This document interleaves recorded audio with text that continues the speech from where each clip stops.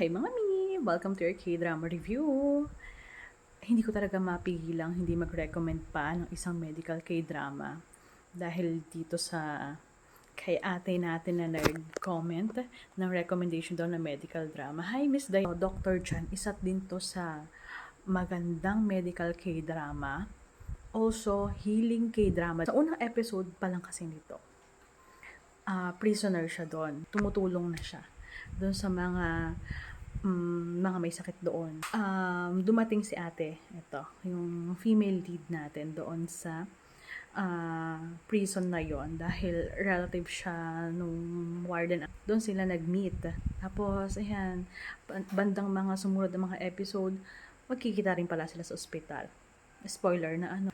Itong K-drama na to talks about the struggles and challenges ng mga doktor, especially kapag may mga namamatay na mga patients o minsan may mga mali silang nagiging diagnosis. Kita dito yung burden din dun sa kanila.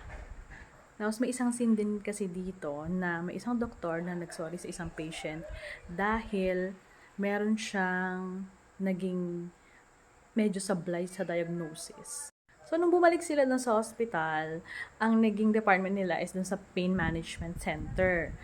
May mga rare disease na dumadating kasi medyo mysterious yung mga sakit dahil walang pain sometimes, saka walang symptoms, ganyan. And also, meron pa pala isang episode o mga dalawang episode na nagkaroon ng lockdown dahil may virus. Si Chayohan.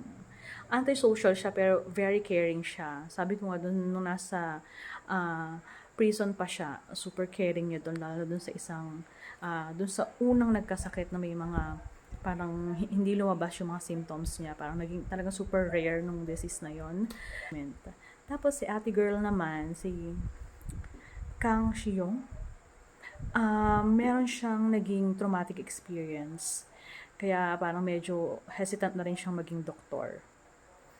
Gusto niyang tumakas, pero yun nga, may isa siyang relative na nandun sa prison. Tinanggap mo niya yung part-time job na yun. Konting chemistry itong dalawang to for me. Very konti, parang 7 out of 10. Yung chemistry nila. Pero itong overall series ito, for me, this is 9 out of 10. Ako na nayamot. Yung mayroon kasing parang suicide cult, parang kulto, na nagpupush nung parang assisted suicide, ganyan. Medyo parang hindi maganda yung topic na yun sa akin. Kaya, for me, 9 out of 10 lang. Panoorin po ninyo.